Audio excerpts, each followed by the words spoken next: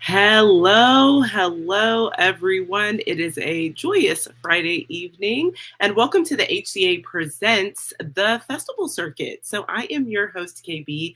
Thanks for joining, myself and my illustrious panel of fabulous HCA critics and guests as we dive into all things Sundance 2023.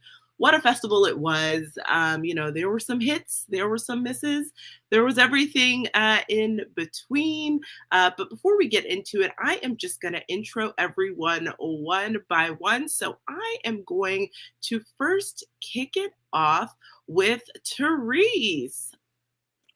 Hi, Hey! everyone. Hey, I'm Therese. I'm a features editor at Collider. I also edit and write for The Beat and Nerdophiles. Nice Yep, to meet yep. everyone. Fabulous, wonderful editor. I too work with Therese a lot every single week for the Literally. Beat and for Nerdophiles. So, we've been friends for a while. We've been in this industry for a while. So I'm really excited to hear, all about your festival picks this year. And so next up, I'm going to welcome the next critic, Emma. Hey, Emma. Hello. Hi, everyone. My name is Emma. I am a reporter with the Desert Sun. I'm also a frequent contributor of Next Best Picture, Awards Watch, and a few other sites. Very excited to be here. Yes, yes. And if you guys joined us for Sundance last year, you saw Emma's lovely shining face. We tag teamed it, a duo. Always together, the two of Always us. together, managing all of the Sundance 2022 content. And boy, I might just have to say that I liked a lot more of the films last year than this year, I think. I think last year was like a super strong year. But yes, before we dive into it, last but certainly not least, I finally got to meet Kobe in person this festival. So let's welcome our other fellow HCA critic, Kobe Mack. Yo, what up? It's your boy Kobe Mack. I'm a proud owner, writer at Minorities Report at mreportpod.com, freelance critic when I need to be. So when I'm in the mood to write, you can check my stuff there. And I'm excited to continue to talk Sundance because it was amazing. And Kay, it was way too short-lived just kind of seeing you like in passing. We got to do better next time. I know. Next time we do have to do better. But I will say we did meet in person at my favorite film of the festival, which was 1001. So Woo! I mean, maybe that was kismet. Was fate for us Yes. to meet at the best film. I will take that. Yes, absolutely. So listen, I need to just kick it off, and I'm going to start with you, Therese. First up, just tell me, how was your festival overall this year? We're back to a hybrid model, so there was a virtual component and an in-person component. And while you were physically present at Sundance, I did not see you not one day. And so I left and I was like, I didn't see her at all, day, ever. One day. We were in the same theater together. Literally in the same theaters, watching movies, didn't even see you. So, what were the highlights for you? And so, did you find that your experience was more of a virtual one than an in-person one, even though you were there? Well, I worked at the Collider studio, so I was there for about a week, and I was on the busiest days. I was at our studio on Friday, Saturday, and Sunday, basically meeting with talent and taking pictures for social media and basically observing all of the interviews. So most of my films that I watched, I actually only watched one film in a theater, which is The Pod Generation, which is the movie that we both watched in the same theater together and yet completely separate. I felt like I enjoyed the fact that there was a virtual option because I like being able to watch movies at my own pace. I actually don't really need to watch a movie in a theater. I don't find that to be like essential in any way. So I had a good experience. I will say I am a little sad that because I was working through that first weekend, I had missed like a lot of the panels that I really enjoy going to, and I enjoy listening to those talks, and that's something that I missed out on. But ultimately, I mean, it was a great experience. I liked working in the studio, and I liked being able to basically go home and just binge watch a bunch of movies and write reviews. It was a very busy few days. I was very tired when I got home.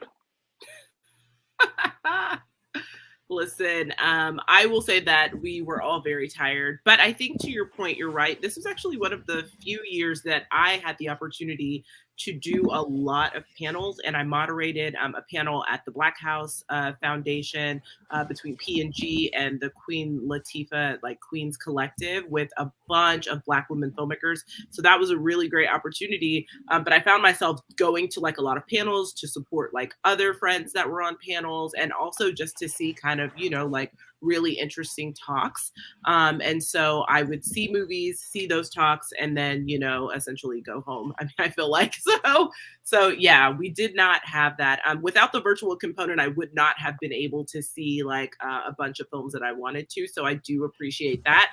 My one thing I will say is I needed the virtual films to last longer. Like I was like, y'all, if it's online, it's online. I just need it to be. Why? The window. Why does it exist? That is how I feel too. Yeah, like, please, you already know that this is the industry that we work in. You already know that, like, we sign our lives away with NDAs literally every day. It is okay. Like, if we could just have it for the full length of the festival time, it's Just great. whenever. Because also, I don't have time to rewatch a film if I missed something that I want to for a review or an interview or anything of that nature. I don't have time to rewatch it in a 48-hour period. Like, I don't. So it's really like, because you're trying to watch as many as you can within that 48-hour window. And it's like, there's just not enough time, or 72 hours, I'm sorry. 72-hour window is just not enough time. I'm like, just let me have it, like, just give me the access so I can watch it, at 3 a.m. in the morning in peace, this is what I desire. And then when you start a movie, you have 5 hours to like finish watching it. And you're just like, but what if there's like something that happens that I need to take a break and it's more than the 5 hours? Then you're Or what screwed. if you forgot that you accidentally started a movie? Yes. And yes. This happened with Cassandra. It happened to me with Young Wild Free. I still not seen Young Wild Free, and I'm just like, no, and then it's gone. And I'm sending emails like, can I get another shot? And it's like cricket. Like, so no. I'm hitting up all the publicists as much as I can to send me access to review this film. Yeah. I mean, it was kind of a wild time. So I would say that is going to be my personal point of contention. I need y'all to just let them roll. Like, please, I think it'll be okay. So for you, Emma, how was your experience overall? So I guess I'm the only person among us here who had to stick to just a virtual format. I have, like all of us here, I have a full-time job, and it's very difficult when you have to deal with the time constraint of when these movies are available, how long you get to watch them, and then also working on top of that. So I basically had to like load myself up on the weekends and watch whatever I could, not have my brain ooze out of my ears from all the movies that I watched, and then keep watching them after work throughout the week, write reviews. So it was chaotic, it was hectic, but I feel like that I definitely saw a couple really standout films that I'm super excited to talk about with you guys today. A pretty good mix of, not everything was that great, but I feel like I had a really nice mix of genres and different types of stories and formats and all of that. So I have always enjoyed doing Sundance virtually. I definitely want to come out there one of these years, even though it is freezing cold in Park City, but it looks super fun. I followed all of you guys here, and it seemed like it was a really nice time for all of you. So hopefully one of these days I can make it, and then I get to experience the full chaotic energy of having to rush from theater to theater. So at least I could watch it from home, from the comfort of my couch, and then jump into reviews. But I'm still like trying to figure out how I managed to do all of it because I am tired. I'm still reeling from it. Listen, I too am still exhausted. Honestly, Therese said earlier, like, oh, it's been 2 weeks. And I was like, oh, I thought it was only 1 week. So I truly have like lost a week. And I was like, oh, yeah, I guess you're right. It has been 2 weeks. But, I will say this. Sundance is my one of my favorite film festivals because of the component where like a lot of the films that you see don't have buyers yet. And so I really actually love experiencing the movies with buyers from studios. And, I've had like the opportunity to sit next to some and like to debrief after the film to really talk about like, Do you think you are interested in, picking this up? And so that's a really unique experience. But I mean, to your point, it's cold. And after 3 years of not being there in person, I realized that I was really rusty for the cold. And while I was prepared, because, I've lived in exceptionally cold cities before, I don't know, this year it felt like it was way colder. And I was like, oh no, like, I don't know that. It's like you're prepared, but you're not prepared. Yeah, and this year, I don't know, I stepped outside actually after 1001 and I was like, no. Like, I just was like, I don't think that this is what my true heart desires anymore, is this, this cold weather. I love seeing the films, but like waiting outside in the cold, no. Like, I don't think I can do it, anymore. I'm sorry, y'all. No, I'm just joking. I will be back next year. But let's be real. It's one of my favorites. So, Kobe, this was your first time in person, right? Yeah. Oh my gosh, yes. So please tell us, how was your experience? It was fantastic. Like, even with everything not going maybe the way that I wanted to, right? My expectations were exceeded because I get to be around my people, the people who just love movies, love talking about movies, and they're in every phase of the production of films, right? Conceptually, pre-production, in production, post, trying to get it sold. And it's up to people like us to be able to talk about these. So having the first time to experience Sundance virtually last year, fully prepared to go in person, and then being told weeks before the in-person element was going to go away, I was really thankful to be able to get the chance to go this time. Even though it had to be solo, I missed my pod mates not being able to come along with me, but I saw 33 films in 7 days, running on about 3.5 hours of sleep. My body was tired, but it was fantastic. I've tried not to compare this crop of films from last year's, but it's kind of hard. And I gotta say, I've been really impressed. Maybe it's been easy on me because there's definitely been an element to these films that just like instinctively, they got your boy. This is my cup of tea. I really enjoyed it. I watched a lot of great films, and even more, I got to connect with a lot of great people. And even more, I've got great opportunities that were lined up at the festival that I'm now taking advantage of post-festival, and I loved it. I love being able to watch a film and talk about it, and then in the middle of a line, it's like, hey, you watched my movie. I'm like, that's not your movie. Oh, no, I'm with the studio. Oh, yeah, that's your movie. So like, it's fantastic to have that energy. People are buzzing. And maybe I was feeding off the energy that I didn't feel as cold as what I thought I would feel. It'll definitely hit you if you're unprepared. Like, I lose my cold in like my extremities, my feet, my neck, my ears. If I had those put together, like, I was okay. And I got to be honest with you. I think I was about like the 4th or 5th best dressed dude at the festival, and that felt really, really good to be able to step out like that. So a lot of fun. I cannot wait to go back. Can't wait to talk about these movies because it was a hell of a time. You know what, Kobe? Thank you for that energy. Yes, I love, honestly, because I do remember the very first time I went in person. And it's like magical. So Emma, you definitely have to come in person and just experience it one time. But it is quite magical. It still remains one of my favorite film festivals, no matter how cold it is. And there's always a workaround for standing in the cold. Listen, there are a lot of coffee shops inside that you can just go right on in and be like, yep, I'm gonna get this coffee and also wait here until the line opens. There's a lot of workarounds to make sure that you are working. I didn't realize how valuable the fresh market would be inside that theater district. Like, that was my go-to spot. Don't get me wrong. I ate like a child for this festival, a very sophisticated child. I had chicken tenders, potato wedges, and sushi the entire time.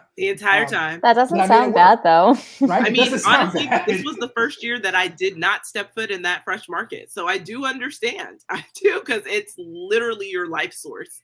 I'm also going to say that since I've done virtual the last 3 years, this year was much more restrictive in terms of the films. Like, I heard people loved Past Lives, and I'm so upset that I couldn't watch that because it wasn't available online. My God. And I'm so angry about that. I don't even A24 buy it?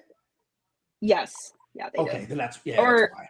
Yeah, no, A24 bought it. I know Apple and A24, they're like, nah, You ain't getting no online, nothing. Well, if they won an award, they would have been forced to put it online because that's what happened with Beyond Utopia. Like Yep. that, I could only watch that because it won an award. So I was like, come on, win something. But they won nothing, so I can't watch this damn movie, even though everybody said it's amazing. I've heard that it's fantastic, and so I'm kind of beating myself up that it wasn't. None of you guys watched it? No. No. I don't even want to. I'm so angry. I know. It's like. So yeah, like this year was the one where they really they postponed when you can start watching things online. Obviously, it was restricted. They also had it was sold out if it was online. I'm like, that's not possible. It was sold out for press. They were like, oh, no more press. It's not possible. It's online for a reason. I know. Like the way that my mind was blown and was spinning when they were like, but it's sold out for press online, and I was like, but you just click your button. I don't I don't understand. Doesn't make sense. Make it unsold. I missed Fair Play, and I was like, I didn't watch that either. Yeah, the way that Play too. The way that the festival I tried to watch Fair Play and it did not work out, and I was just like, I was you, Colby. I was emailing and what's up? Yeah, there's definitely a few. I mean, obviously, virtual is very convenient. You get to watch it from home. You don't have to, accommodate. You think of all those extra accommodations, but obviously, this year was a little bit tougher to navigate. Yeah, listen, they did their best, though. I will say for coming back after 3 years in person for the first time, I definitely felt like it was like trying to learn how to ride a bike again, but it went smoothly. I mean, from like an in-person perspective, I found that it did go fairly smoothly for sure. It felt like it had always felt like it. It felt a little slower. I will say it did feel a little bit slower, but I think we all felt a little bit slower in the sense that we're trying to catch up and remember how to do this festival in person. But I think they did, a great job of bringing it back from an in-person perspective. And I think they're gonna, do the best they can with the online. But I think next year, if we, put our hearts together and just say open up these online for a little bit longer, we might get our wish next year. So do we believe that they're still going to be online? So, please. Well, so you're thinking hopefully it's all available. Does it go back to pre-COVID? Yeah. Do we think that it's going to continue to increase its online presence? It seems like they're very much into this hybrid model because I feel like if this year was a little bit more restrictive, as I said, but it still is giving you that option, which I think they want to be known as the friendly festival, the one that really is inviting to people. And this is certainly one great way to do that. Yeah, especially since Park City is so expensive. Not a lot of people can afford to stay at Park City, and that's the for difference. The whole time, and or even fly there. I mean, international people, especially, that's an insane amount of money. And if you're a filmmaker or something, you just want to check out these films, you probably don't have all this extra cash to spend to stay at Park City. So I think it's so accessible, and there's always subtitles. So that's yes. Now let me say that this is the key. I adore Sundance because truly the subtitles save my life. First off, I watch everything with subtitles. It does not matter what it is. I never turn them off. So I appreciate that so much, but I do find, to Emma's point, I think that they are the most accessible film festival for being the one that really, is going to have this hybrid model. Now, I will say TIFF had the hybrid model last year as well. But the difference is that, for international people, it is a little bit easier to go to TIFF. Also, the cost is way less expensive just for where it is. I mean, Toronto being one of the major cities, in North America. So it is easier to manage TIFF, but they are accessible in that way. And so I hope Sundance keeps this component. I do think that they will, because the accessibility is worth it. And just, not a lot of people can make it out to Park City, or even, maybe they're I want to make it out to Park City once every 5 years because that's the only thing that I can manage to do, but I still want to cover. So yeah, I do hope they keep that component. But so, we are going to dive into reviews of Magazine Dreams, which was, I have found, the most talked about film of the festival, quite literally. and for a lot of reasons, which we will dive into. And we will also be discussing the pod generation. But before that, I wanted to talk a little bit about awards because, the awards this year were very, very interesting. So I'll start off by saying, my favorite film of the festival, like I mentioned previously, was 1001. I just found that like Tiana Taylor's performance was so captivating, and just there were so many kind of amazing elements of that particular film that I adored. So when it won dramatic prize, that made total sense to me. I'm like, absolutely, like, yes, y'all, this makes sense. Even though I was not able to vote for it because they didn't actually scan my ticket to go in at the theater. So I wasn't able to vote. But I was, in my spirit, like, my vote's going to count because, this is the one that I'm truly voting for. So for each of you, kind of what was your favorite film that won an award this year and why? And I will, kick it off with you, Kobe. Yeah, I'm right there with you. We had the pleasure of being at the premiere for 1001, and the energy in that room was electric. It definitely felt like home inside that screening. It also felt like home we got a chance to be able to watch on screen, and being absolutely amazed with a first-time feature director and writer, might I add, and for A.V. Rockwell to be blessed with like that prize, it's super deserving. I went in with very little expectations for the film, only because I wanted to be as cold as possible. Like, I've known Tiana Taylor from my Super Sweet 16, and obviously she's one of the dopest performers and entertainers that are still working today. I mean, the woman is a cyborg with how committed that she is performance-wise. And typically when you get this kind of crossover, and I got to say, there's been a couple of performances from musical artists turn actors at this festival particularly that I was really impressed with, but Tiana Taylor was fierce. And I think that there had to have been a very comfortable way that A.V. Rockwell managed her set that gave this performance since she was a child, the freedom to really like linger in moments. And by the film's end, what I saw was what Monique brought to Precious, which ultimately got her an Oscar, right?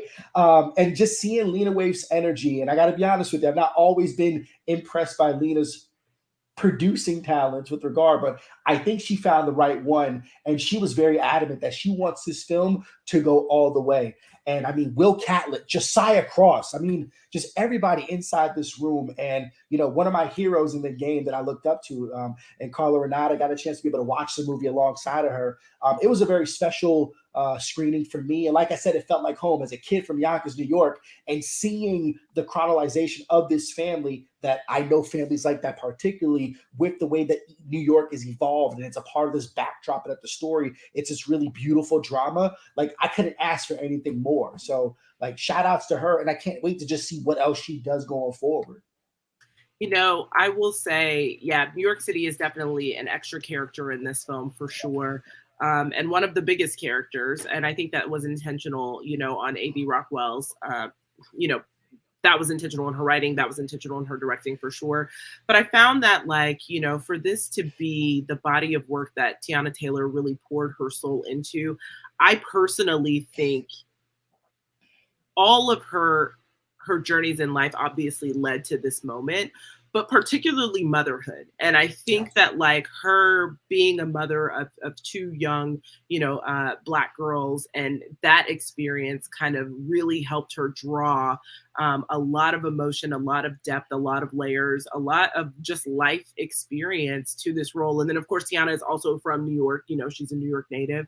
And so I think that both of those elements combined and just her lived experiences were something, in addition to your point, Kobe, obviously A.V. providing something, because she kind of alluded to that during the Q&A. Tiana was saying that A.V. provided a set that was so safe and so inviting and so, caring, that it really helped her bring this out, that it was amazing. And I will say, in my personal opinion, Will Catlett never misses. Will is an exceptional. Maybe Black Lightning season 1, but that's about it. And which one? Black Lightning season 1, but that's about it. Listen, I didn't feel like he missed it there again. And so that's why, in my opinion, I did not feel like he missed in season 1. I actually adore season 1 of Black Lightning. But Will Catlett, for me, I think when I really started to notice him kind of shine and he really became on my radar was when he was on the OWN TV series. Love Is. And Love Is was an exceptional television show. I am still really upset that it didn't get another season because it was phenomenal. It was beautifully done. It was well written. And the depth, the layers, the vulnerability that he provided was so great. And so, Will is no stranger to Sundance. He often has movies premiere at Sundance. And so while this story, he brings an interesting component, he's not the lead. And so the way that he supports Tiana in this film, I think is really beautiful to see. So for you, Emma, what was your favorite awards darling? So my favorite one, as I said, I wasn't able to watch a few of the ones that were really incredible this year, but one that I got to watch that I was so happy got an award is Theater Camp. It won the U.S. Dramatic Special Jury Award for Ensemble, and it is so deserving because you could not put a better group of eccentric, overly dramatic people to lead a summer youth theater camp where they feel like they are about to embark on the Tony Awards with the performances that these kids are giving on stage. I mean, it's so lovable. It is hilarious. The actors are wonderful, which includes Molly Gordon. Oh my gosh, I'm blanking on their names right now. I will find the names, but Ben Platt, there we go. Those are the two main people. Amy Sedaris, Noah Galvin, Patty Harris, Ayo Edebiri, who is just phenomenal in this film. But the kids in this movie are the standouts. They are even more wild and so into it.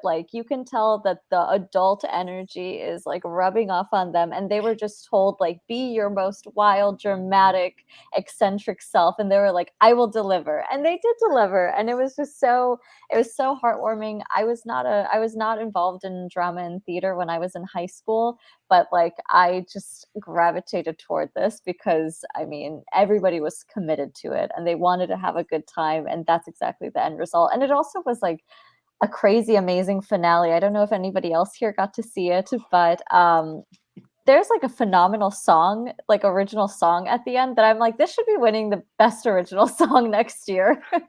It's so sweet and just lovable, and the show that they put on is incredible. So I was swept in by this. Oh, Emma, listen, you sold me with the child actors. Yes. I'm yes, I love a good child actor's performance. Emma, what's a gay play? Oh my God. A musical. There's a straight play and a musical. Okay, what's the gay play? Yes, basically the storyline is this woman who has led this theater camp for years. She falls into a coma, and her YouTube blogging crypto bro son has to lead this camp. He has no idea what he's doing.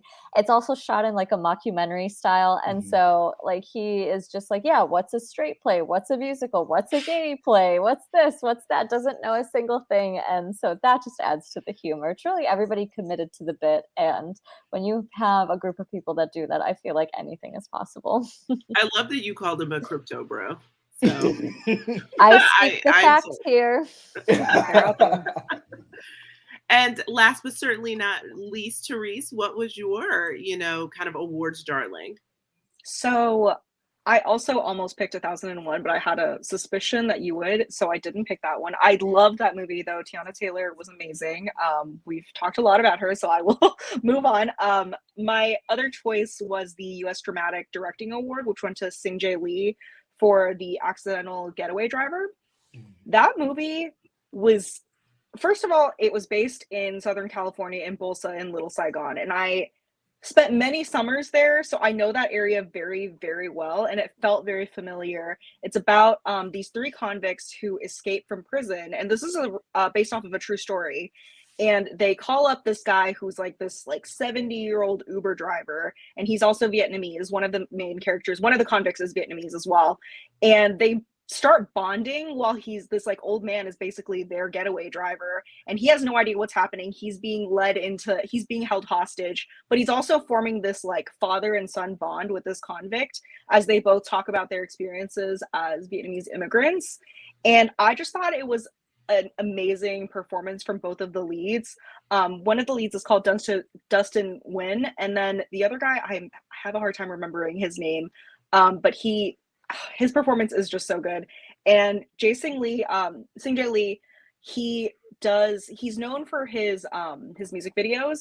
So he's done music videos for like Migos, for Rich Brian, for Halsey. He's done a ton of music videos, and all of them have this sort of like neon, sort of gritty style that he brings into this film, and I just think he does it so well. So I think it's so well deserved, and the story is amazing.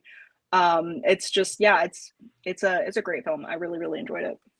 Well, I'm going to add it to my list, the list of films that I didn't see at Sundance, but that will be releasing this year. So I will definitely be seeing. So I'm going to add that and Theater Camp, because Theater Camp was already on my list, but just due to circumstances, wasn't able to make the timing of it. So, I'm definitely looking forward to that. So listen, we could talk about awards all day, but I want to get to some reviews and rating these two films. So I'm going to start with Magazine Dreams. So it is a film by Elijah Bynum that centers on the story of Killian Maddox, portrayed by none other than our boy Jonathan. And that's all I have to say. I can just say his first name and everyone already knows who I'm talking about, because that is how major he absolutely is. Ooh. So it's the story of Killian Maddox. Yes, you see. So it's the story of Killian Maddox, who lives with his ailing veteran grandfather and obsessively works out kind of between court-mandated therapy appointments and part-time shifts at a grocery store where he harbors a crush on a friendly cashier. So through Killian's struggles to read social cues and maintain control of his volatile temper, it amplifies his sense of disconnection in, a very, very hostile world. So, nothing deters Killian from his fiercely protected dream of bodybuilding stardom, hence the title Magazine Dreams. And, not even the doctors who kind of warn him that he's causing permanent damage to his body on his journey to getting that magazine cover.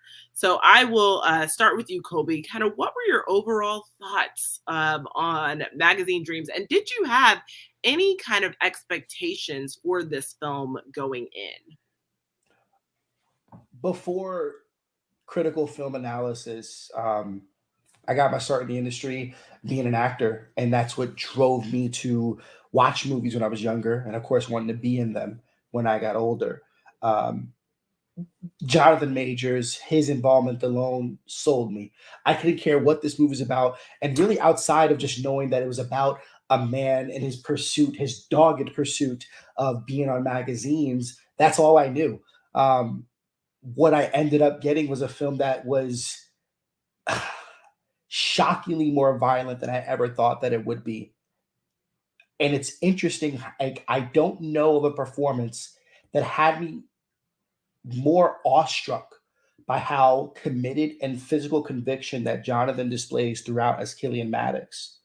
Contrast to a film that by the third act felt so heavy, emotionally manipulative, and then kind of lost for words in not the greatest way, but it still almost kind of works because the performance is so striking. Like, I really do kind of liken this film to what I got with Todd Phillips' Joker, except that Joker, I believe, is a superior film where you have the marriage of strong narrative, a stronger written character, with a dynamic and, of course, award-winning performance from Joaquin Phoenix. I truly believe that in, 13 months, Jonathan Majors will be in the room at the Dolby Theater, hearing his name being mentioned as the nominee for Best Lead Actor at the Oscars. Will he win? I'm not sure because I don't know exactly what the field looks like, but there's no way that this is not going to be nominated for an Academy Award because the performance isn't like many that you've seen in the entirety of our lifetimes. But this story is a hard watch. And then I'm also left with the end, like what the question of why? What's the takeaway? And I don't necessarily jive what the director and his thoughts were with regards to how he conceived this film. And I almost thought that was maybe like a little like narratively irresponsible because there's things that happen towards the end of this film where it is crushing. And as an audience, and I got a chance to watch this with so many people I respect, I'm on the edge of my seat in fear, not knowing of what's going to happen. And it didn't feel good. It wasn't as like narratively satisfying as I wanted to be, but still a really unique experience. And I think unique in the sense that I don't know that there's very many films that are like this. I think we could say Jokers and Taxi Drivers, but there are real people like this. And I think that's an even scarier notion. Okay, guys, let's talk about this Joker comparison real quick. Joker on steroids. Because I'm like, so I get the comparison in the sense that it is a very singular performance. I found that, you know, this is very much the Jonathan Majors show. Like Magazine Dreams is there are supporting characters, but I don't want to say none of them matters because that's not what I mean, but none of them are there to drive this narrative and this story. I will say I agree with the fact that by the end, I truly was like, what was the point? Like, what is the purpose of this film beyond the fact that Jonathan trained and did some incredible work mentally, physically, and emotionally for this role. But I didn't understand why we needed a good majority of what we saw, particularly in that third act. I was like, I don't think any of this is necessary. So, I mean, we're attempting not to spoil it because clearly no one else has seen this movie. I mean, literally only the people at Sundance. But I will say, you know, the log line I just read that says how violent his temper is. I mean, you truly go on a journey with this man, with Killian's temper. Like, Killian's temper goes on a roller coaster of things. And there is just kind of there's a lot of emotional work that Killian needs to do. But literally when I get to the end, because we start again, you know, we start in the beginning talking about him having these court mandated therapy sessions. And by the end, I was like, did Killian learn anything in therapy? Because my answer is no. I mean, he didn't want to be there though. Like, no. I mean, it's like therapy only helps. It only helps if you're there to help yourself. So he was so intent, like, I'm not going to spoil it, but it was very clear that he had no intention of being there and he was just going to do anything to kind of go through the motions. So I think, you know, it was kind of there to show like the society tried, but did they really try, you know? Right. Yeah, I mean, they lean into, you know, the fact that obviously, which I don't find this to be a spoiler because it alludes to it very heavily in the log line, but I mean, he's seeing a therapist because, you know, he does have some mental health issues, which they don't necessarily state what they are.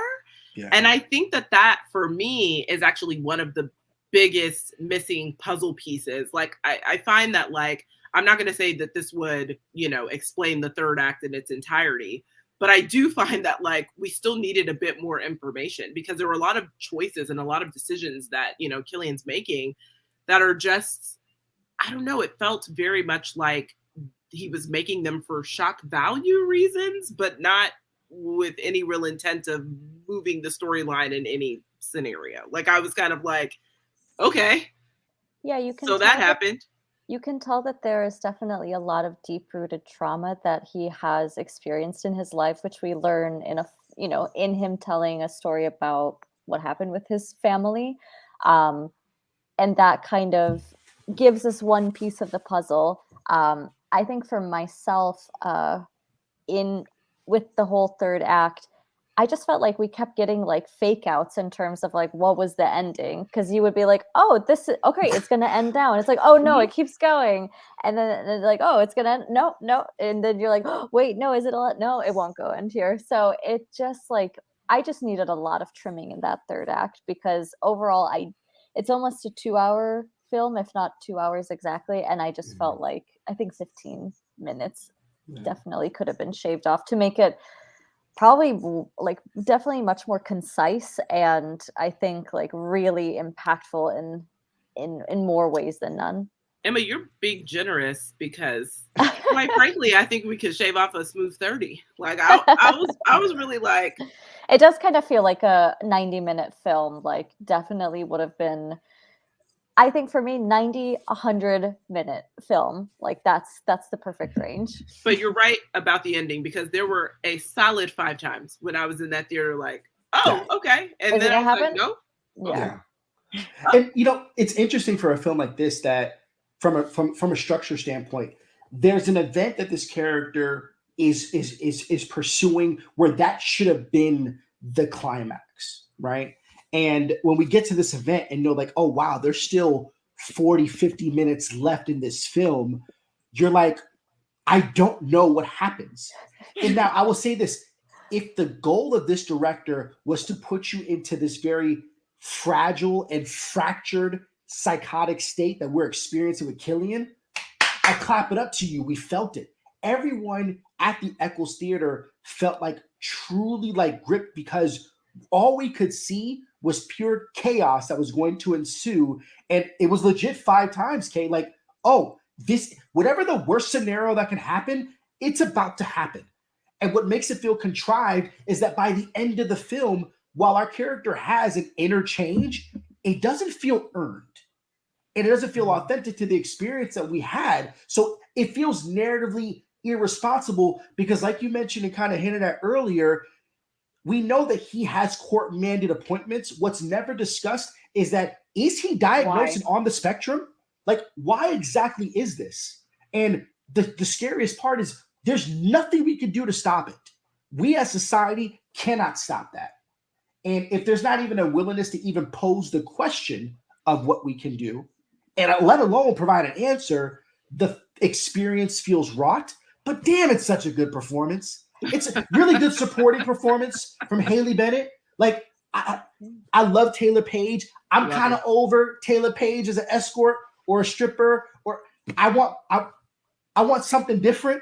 And maybe I didn't know who she was supposed to be in this film. And I was hoping that there'd be one character that can be the speed bump or something that brings out the humanity that we would want to find in this man that brings him back into the light. And I don't believe that that's offered. And that's a really cold experience to have. No? Well, I will say personally, before you say that, Therese, I will say that what the director was alluding to in the Q&A was that Taylor had a larger role that was cut. Oh, it was longer movie? Yeah, there was definitely, I mean, he definitely mentioned that there was a pivotal scene that was cut. So I don't know if that was leaning into kind of the theory that you have, Colby, in terms of having someone that changed the trajectory of his life. But sorry about that. So yeah, Therese, please jump in and let us know like what surprised you most about this, because there were a lot. Well, I mean, I watched this movie after it premiered, so I had heard a lot of other people's opinions on it. So I kind of went in expecting not a bad movie, but to kind of be either underwhelmed or kind of disturbed by it. I actually, one of my coworkers likened it to Uncut Gems, which I think is kind of emulating what you're talking about, Colby, with that like feeling of like real like anxiety while you're watching the movie. But because he told me that, I actually didn't feel as much anxiety watching it. I was expecting much worse.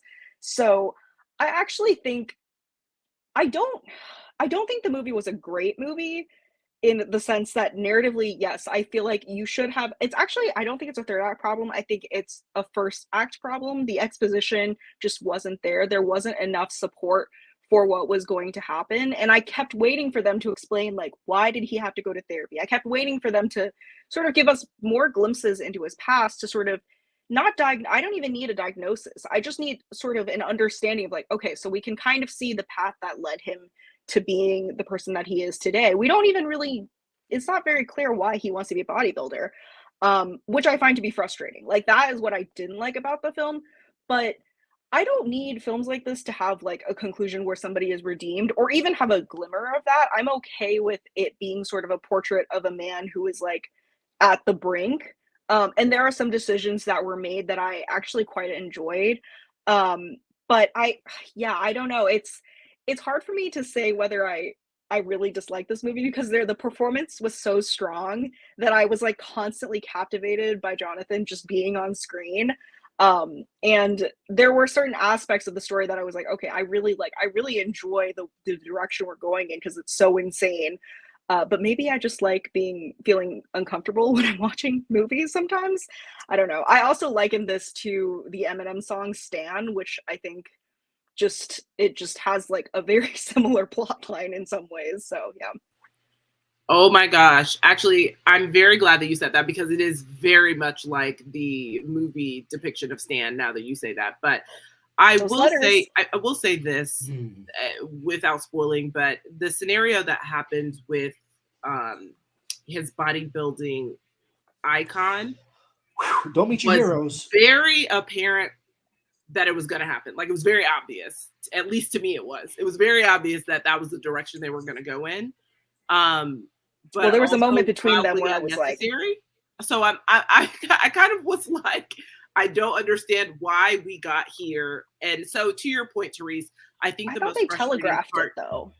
Well, I think that his relationship with, actually, I don't want to. Well, like his other interactions with the other characters, kind of like by that, when that happened, I was like, oh, okay. So like kind of putting pieces together. This is hard to describe without spoiling like major plot points.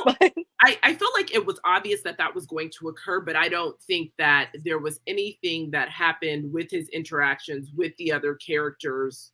I think those are two different things because this scenario should not have happened in any capacity and obviously was not right. And then these other interactions, again, to Kobe's point, is he on the spectrum? Like, we don't know, how he's doing that. But I will say this. One of the most frustrating elements of this film to me was not understanding the depths of his relationship with his grandfather.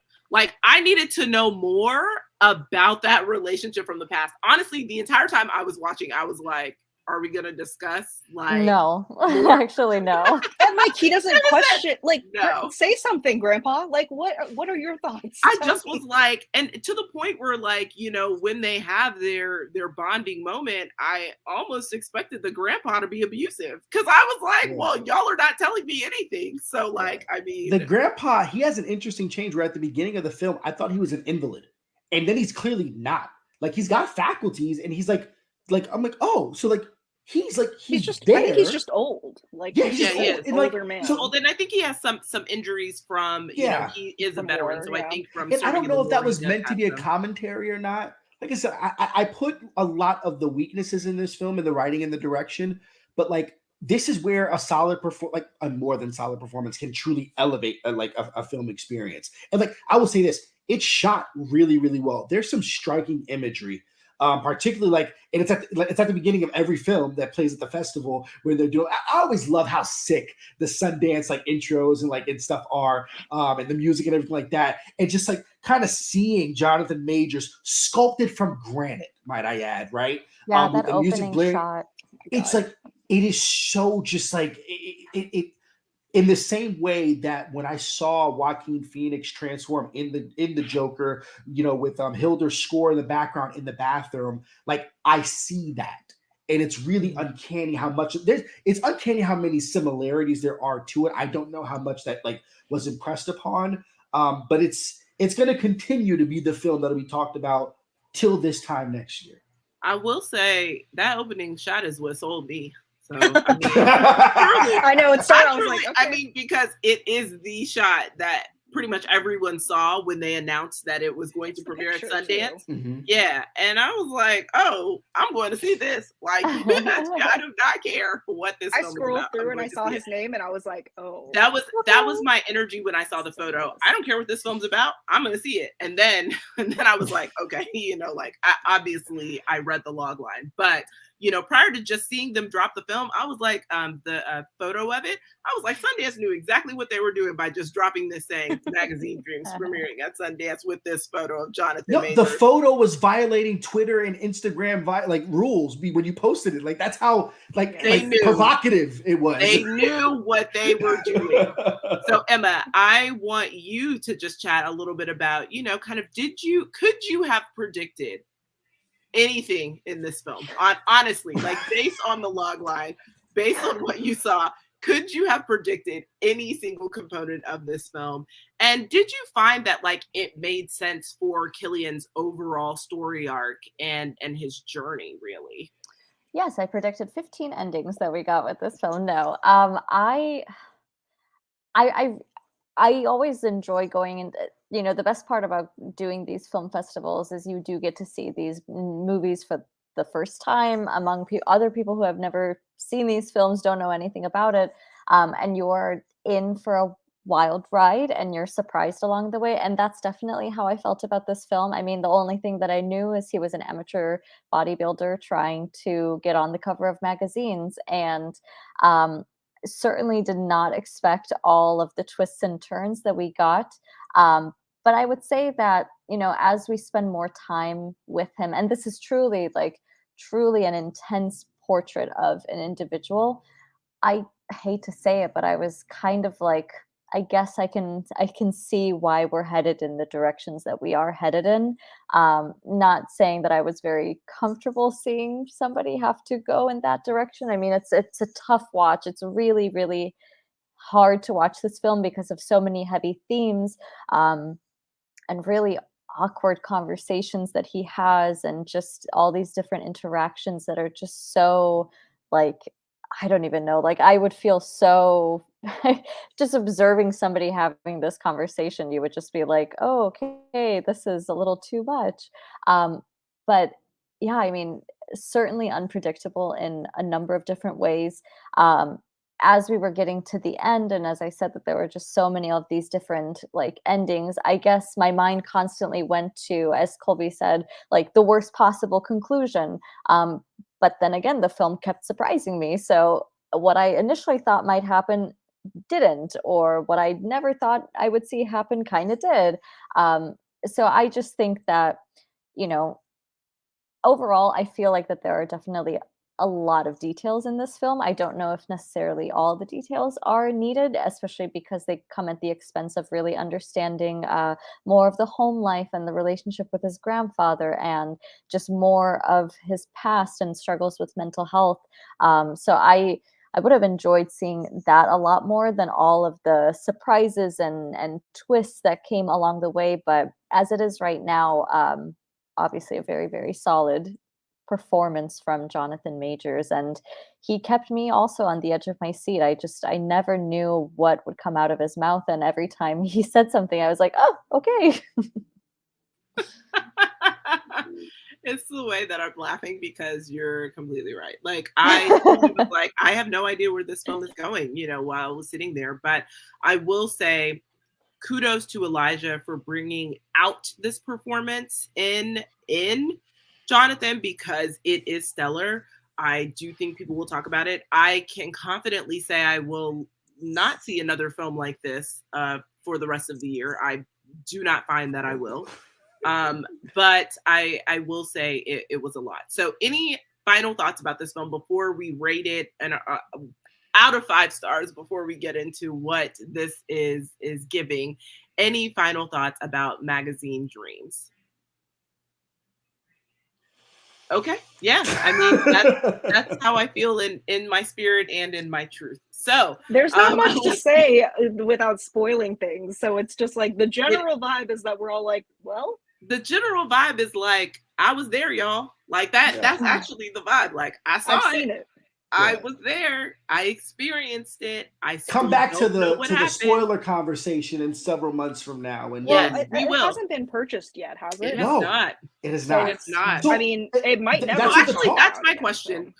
What studio do you think could pick it up and market it? Because I think the hardest part for me while I was watching it, I was considering how could you mark, like, I think Focus could do it.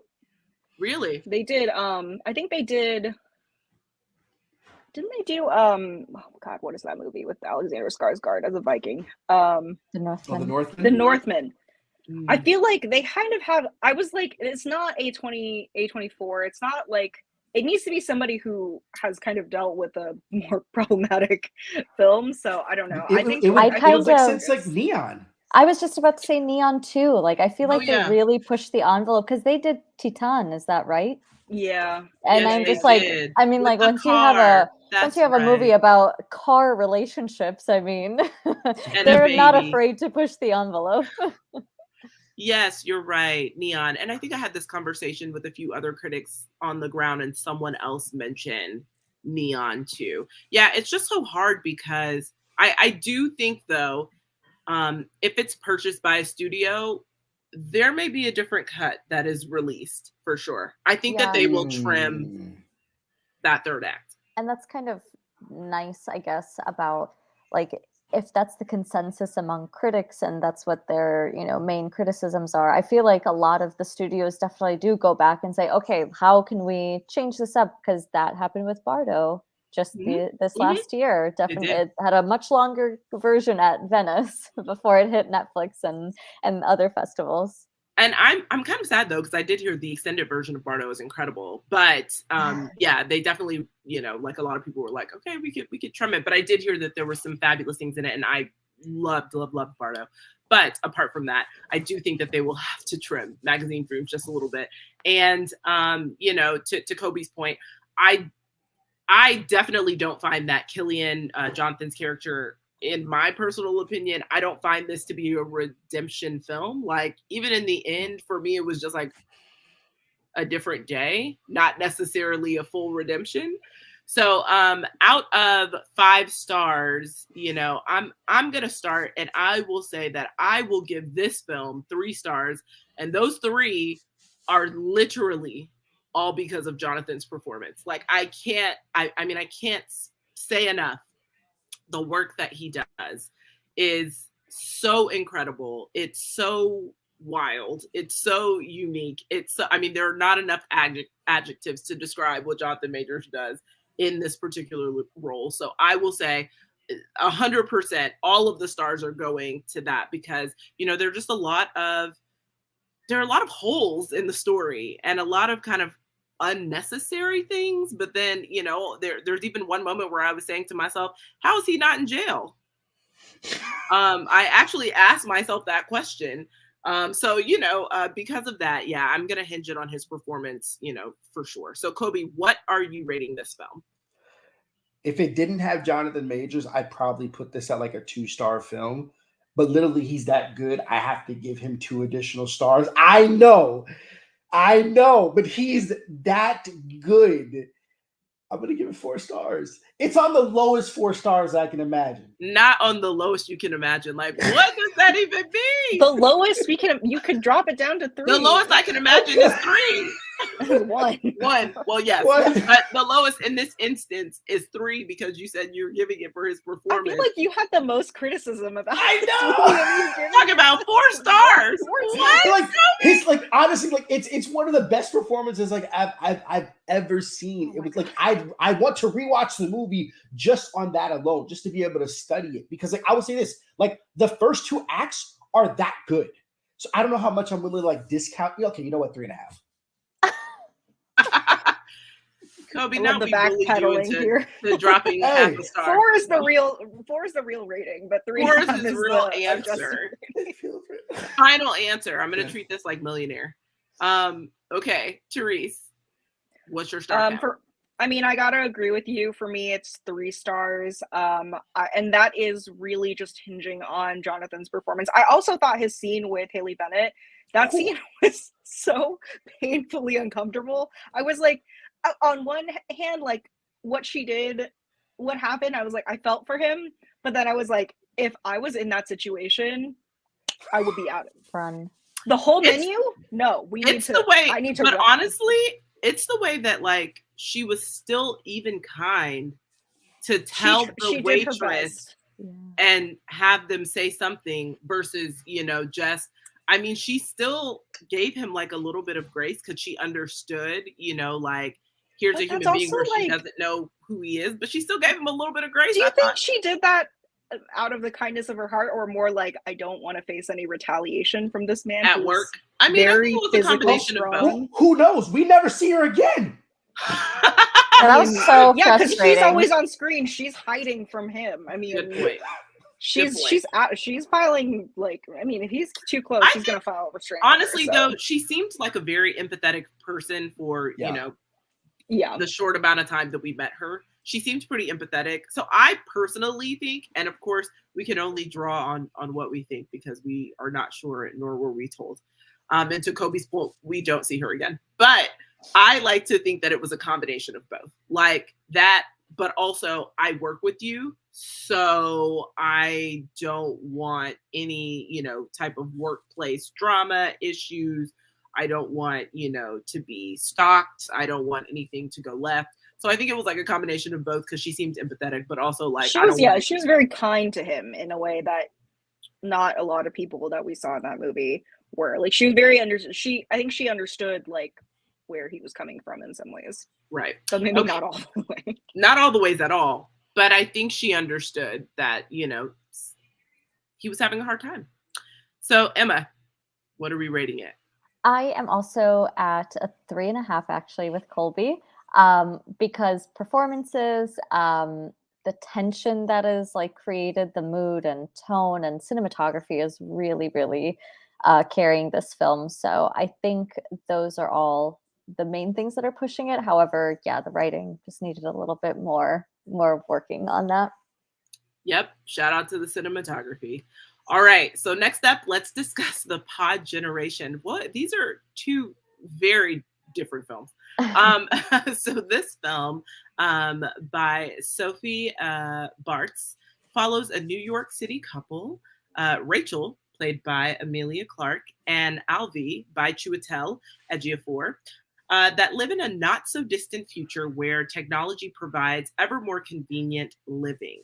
And so a rising tech company executive, Rachel, lands a coveted spot at the Womb Center, which offers couples a convenient and shareable maternity by way of detachable artificial wombs or pods. But Alvi, a botanist with an affection for nature, prefers a natural pregnancy. And yet, as Rachel's AI therapist puts it, why is that natural? So begins this kind of tech-paved path to parenthood that this New York City couple goes on. So The Pod Generation. Therese, how did you feel about this film overall? Okay, so I'm going to preface this with the fact that I saw this with my coworkers, and also you were there in the room. When I left that movie theater, the first thing I thought was, this is probably Amelia Clarke's one of her better performances. I find her to be a little bit too expressive sometimes. Obviously, we know her as Daenerys Targaryen from Game of Thrones, but I just think of her other performances in movies, and I always feel like she's got a lot of eyebrow action, and this, like, she was a very like well-balanced performance. But plot-wise, I mean, it's a mess. Like, let's be real. There's a lot of questions that I have that were never answered and will never be answered. And I find it to be frustrating. But I do find the topic of the film and the questions that it raises to be, I think this is a good movie to watch with friends and discuss afterwards. It's frustrating because it isn't a very solid storytelling. It doesn't have very solid storytelling, in my opinion. In that way, I think it's similar to Magazine Dreams, but I do think it's a conversation piece almost. Like, it's kind of like a weird looking painting where you're like, well, at least we can talk about it. And it brings up a lot of points. And I think at some point it brings up too many points. It kind of brings in elements even in the third act that I was like, well, we could have like a 3-hour conversation about this, but you're just going to blaze right by it. So yeah, I don't know. I'm kind of torn about it because aesthetically, I really, really enjoyed what it looked like. And I kind of enjoyed the humor of it, but it was just so frustrating. Like, I left the movie theater, I was like, I liked it. And then I thought about it more and more, and I was like, a lot of unanswered questions that will never get answered. So I don't know. Well, I left the movie theater and I said I did not like that. And that remains the same for me. I did not change my mind. I thought about it a lot more. And I was just like, this film was not for me. I will say there are themes that I was really, really attached to that I kind of felt like went by the wayside. So the idea of motherhood and careers. Absolutely adored that theme throughout the film. I was like, oh, she works for a company where they actually don't like children. I was like, that's interesting. Let's talk about that more. Like, let's talk about how women have to sacrifice their careers oftentimes to have this family life. Let's dive into that a little bit more. But I didn't find that we really did anything with it except we just showed this company doesn't like children. And then we were like, and here's her journey to motherhood. So I kind of was like, it would have been nice to see, like, obviously she's an executive, she's climbing the ranks. We do see her, on the road to promotion. But even that conversation about promotion is something that, like, we never talk about again. Like, we're like, yeah, oh, okay. And then it's just kind of like, well, I guess I'm supposed to assume that because she chose family, this means that her career is dead. Like, I mean, what am I supposed to say? Well, but they like supported her having the right. womb, Because they were like, her. we want this. They so that you can leave the child at home. Yes, that's why I was like, they supported her, but not really, because all the time they'll be like, why would you have a baby? Like, and it's like. And that was so frustrating. Like, they never went back to that. And I'm like.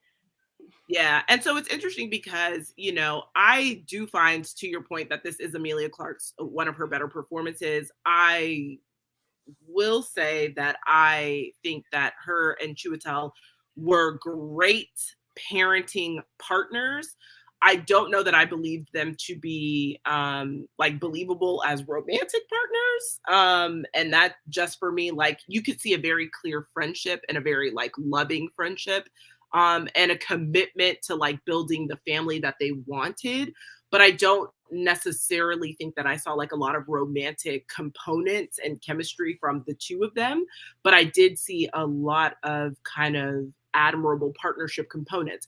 So for me, actually, I think that like that would have been a better story almost because, like I'm interested in seeing stories where people are building families in very non-traditional ways with people who they know, would be like good co-parenting partners for them. I think that that would be a very interesting take, particularly for the timeline that they're living in as well, since it's like such an advanced timeline. Like, why couldn't they just have been, like two friends who knew that they would be very good co-parents together, who decided like, hey, like this is the journey that we're on. I know I'm changing the film, but yeah. So for me, I just, kind of found that, to your point, Therese, there were a lot of questions that were unanswered. Also a theme, with Magazine Dreams, the unanswered questions, but also the fact that like literally got to the end of this film and was like, so wouldn't they go to jail? What happened? I also was like, well, wouldn't they also go to jail? Like both. There's no GPS. Hey, you're telling me that you literally can like grow a child in a Kinder Joy looking egg thing, but they just took some force, and yeah, that's all it needed.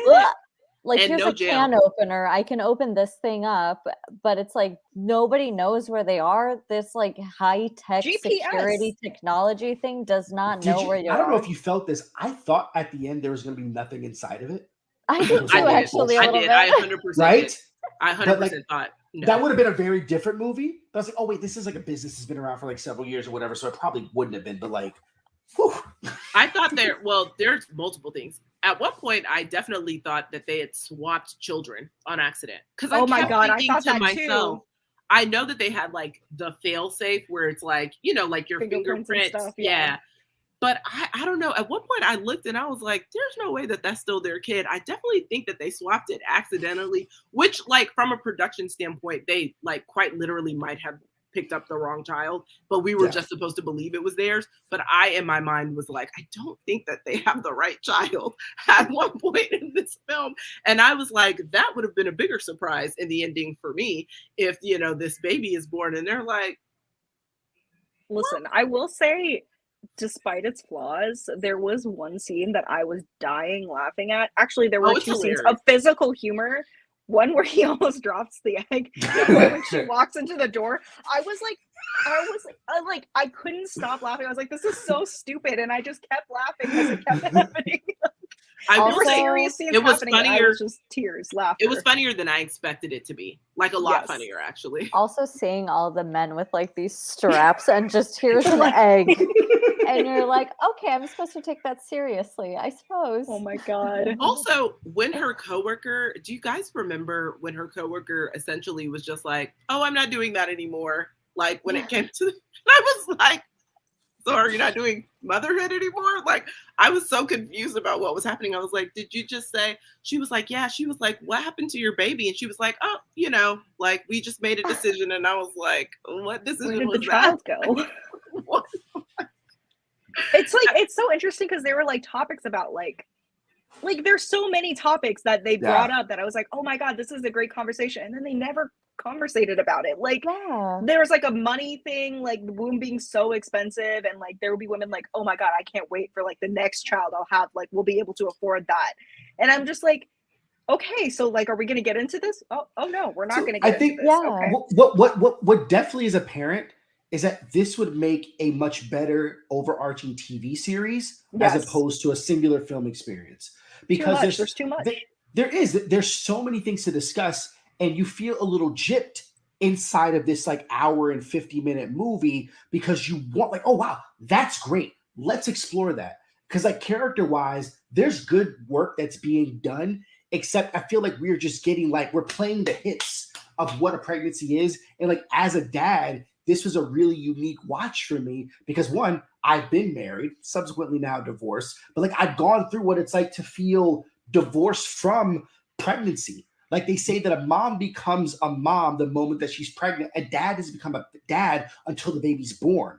And we get to be able to spend time with these characters in they kind of see and experience it from both sides because of what this pod does to the natural way of giving birth. And then we have an eyeball telling us what is the natural way. It's some interesting stuff here. The A eyeball. Oh my literal God. eyeball. A God, literal no. eyeball. Literal Yeah, no, I eyeball. mean, like, just based on what everybody said, like, the commentary about women in their careers and motherhood, the commentary about, like, this dependence on technology to the point where, like, you can't even, like, eat fruit off of a tree because people don't know what that is. Like, loss of nature and, like, pushing everything that's natural to human life, like, away from you and making it more convenient to society. Like, so many different interesting aspects, like the fact that like the fathers in this film can like feel and bond with this like child before it's born, like that's also interesting, but they're all just like quick drops into the text. The fact that like this company raises your child from like birth and then like continues on educating them because like this government for whatever reason stopped funding education. It's like, where did that come from? Like what is wrong with this society? Like there's But then just we see people protesting it and never go yeah. back to that. No, and it's just like it definitely would make sense as like a limited series, like a 4-part series. Doesn't even have to go to be like 8, 10 episodes or anything. Like just give me a little bit more time to digest all of these things. It just It gives, gave I me think, upload nuggets. feelings. Like if that was a show, Yes, it would have been exactly. like Oh, upload. Yes. well, And I love upload. I think in like the way that it handles technology in it, because it poses all of the questions and answers none of them. Like essentially none of them. No questions are answered. And I think if we had like a season, they could answer those questions in their own time with other characters. Okay, so Emma, there are obviously like layer after layer that are revealed in this film, but not necessarily done. Nothing is done with those layers. They are just kind of revealed, which is unfortunate. But do you blame Rachel and Alvy for stealing their child? I mean, I guess as we see things go on, I don't necessarily blame them just because I guess they like have this revelation like, oh, actually, you know what? Nature is really nice. Maybe we should like do something nice for our family. But I guess like it's just like there are a lot of shifts that they go through, especially the characters themselves. Like Alvy is very much opposed to all this technology. Rachel is just accustomed to all of this happening. And then once this egg is brought into their lives, then they kind of swap ideas about parenthood and like how to approach this step. So it's kind of interesting to see that switch happen between them, and particularly with Rachel, who starts having all these dreams about like being out by the ocean, like holding her child. It's just like not developed as great as it could have been, as we've said about a few of these other things. So I guess I don't necessarily blame them for wanting to get out of this weird. It's a weird cult. Like the womb center is a cult at this point. Because I would totally feel uncomfortable if, like, for whatever reason, they're like, "Oh no, sorry, you can't have your child. Like, you can't have it by you so you can watch it like be birthed." And it's like, but why not? It's like literally my child is being grown in there. But I guess they say basically that these people are just renters. They don't own this egg. This is property of this company. Like all of this just raises like really weird, shady ideas that I'm not that into, and I would feel very uncomfortable with.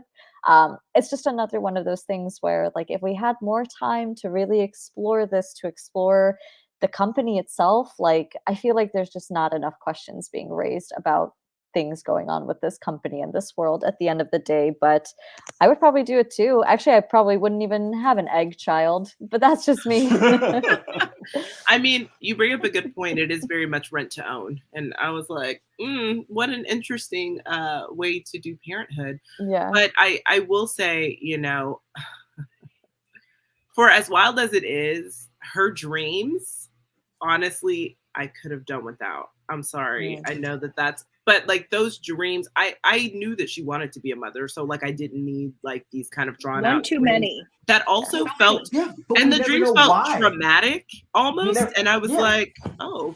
It would have made so much sense. I was like, oh, maybe she experienced the loss and she didn't want to deal with the trauma of like possibly that happening again. But it's never referenced. So like when you get introduced at the beginning of the film and you see this dream, and like, man, she must have like lost a child, and that's the reason why this is a very like, like this is the route for her. But that's never been a thing. It's very dastardly, the decision that she makes without the agency of her husband, and like it just that gets too glossed over. Like she literally just said, "We're having a baby." I put down $8,000. Hope that's okay. Also, you're gonna be a dad in 9 months. Great, bye. I was like, okay. Y'all did not have this conversation. Meanwhile, he's like, in a way, he was so against. He was just like, I was just, watering my plants, and I came back, and you said we're having a baby. Like, just growing fig trees, like just trying. I just wanted a nice afternoon in my garden. I didn't need this. Not just any garden, apartment garden. That's an apartment garden. It was really cool when the director was saying like how they pretty much lived inside of that apartment. And that's what did kind of, like I said, I definitely can get what you were saying, Kay, about like with regards to the chemistry. I think for me, what didn't make it feel authentic is like, I have no idea why they made Emilia Clarke American in this movie. Like, she was Legend for it could be British. Why couldn't she be British? Like, this just would have made the most amount of sense. That was my question too. I was like, it was not necessary. But I will say, just be British. I will say one of the better parts of the film, the set design. It is stunning. It's gorgeous. It's intricate. I wanted to live in their apartment. I mean, like, I was like, wow, this apartment garden is amazing. Nice. Look at all of the technology. Their AI is fabulous, and as much as, like he fought with the AI, which was one of the funnier parts of the film to me, how they had a lot of back and forth. I don't believe that this is a spoiler, but like, he finally has a session with her therapist. Mm-hmm. It comes in very resistant. And at the end, it's completely changed. Was that bullshit that he was sending to her? Or did this eyeball do something to him? I don't know. Because it got real weird where it's like, is this eyeball about to do something like really weird to him? You mean like take something out of his body, his soul? Like you're like I don't know. I think thought it was like getting a little steamy for some reason. Oh. That's what I read. I don't know. Okay. It was weird because he was like, yeah, it was great. And I'm like, oh. I also wonder if he was just saying that to like appease his wife. Right, yeah, it was fine. Like, let's just move on. I do not want to do this. Like, don't make me go back there. This entire movie is just like, it's fine, just move on. No, like, let's talk about that. She was okay. I guess we'll just move on. Yeah.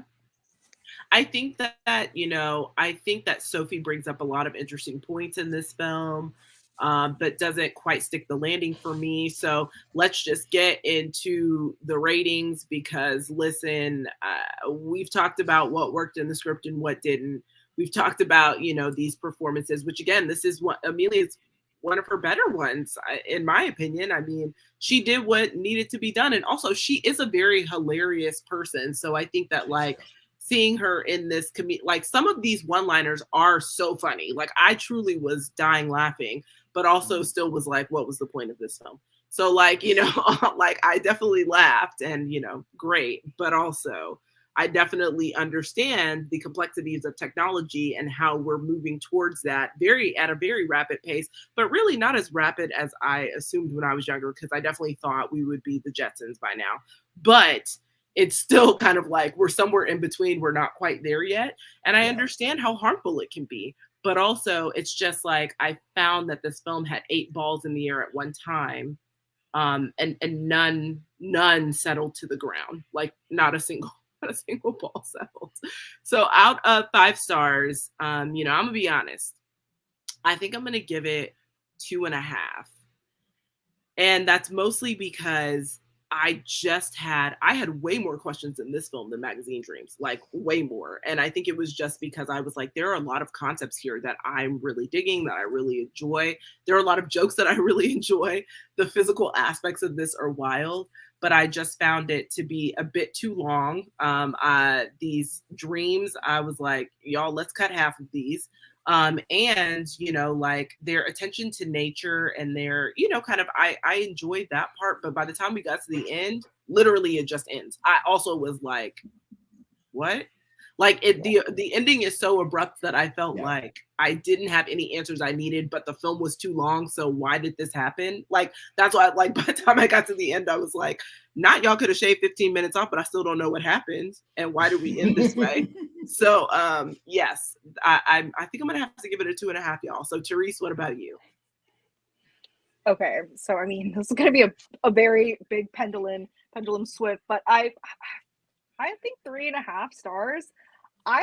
There were some scenes. I enjoy humor at Sundance because everything else, I mostly watch a lot of documentaries. So like when we're talking about depressing, like Magazine Dreams is fictional. I'm watching like a 20-day siege of Ukraine, like on my downtime. So like, it's like the laugh. I really enjoyed the humor. I enjoyed Rosalie Craig, who plays that like the lady who works there at the womb center, and she was freaking hilarious. Fantastic. So I think a lot of that, plus I love sci-fi. I love that like idea. And we did, when we got out of the theater, we spent like half an hour, maybe almost an hour. We spent the whole time going back home talking about it. So I like movies that kind of inspire that type of conversation. But yes, there are thousands of flaws and so much juggling that there are jugglers in the background of some of these scenes that are not explained. But I guess in the future, there are just jugglers. So yeah, and I wish we would have juggled a bit more with the script, but I will say I'm going to change it to a 3, and that's only because I forgot about how much I adore the set design. That really is it for me. Like the set design will elevate my score to a 3 because, you know, where the script lacked, the set design made up for sure. I mean, like I adored it. Okay, so you know, Emma, what are we giving it? I am also at a 3. 1 star for all of the very interesting concepts that are definitely brought up here, but obviously not fully answered. 1 star for the set design, 0.5 star for the performances, and another 0.5 star for Emilia Clarke's eyebrows because they just are off doing their own thing most of the time. I was so distracted by them. I just at one point, her eyebrows are everything. But at one point, I was just staring at them, and I was like, this here is more interesting than the final act of this film. Like, sorry. She could like tell a story with just her eyebrows. Like you nothing, said just for her eyebrows, which is sending me because okay. They get their own performance. They do tend to. I will say though, her eyebrows' best performance is the Christmas movie with Henry Gold. Oh, yeah, Last Christmas. Right. They're consistently just like perfectly like just oh man. Yeah, That was amazing. They do that. They do this. Amazing. I don't know how she does it. Amazing. 10 Acting. stars for the holiday films. Okay. Kobe, what's your rating of this Emilia Clarke film?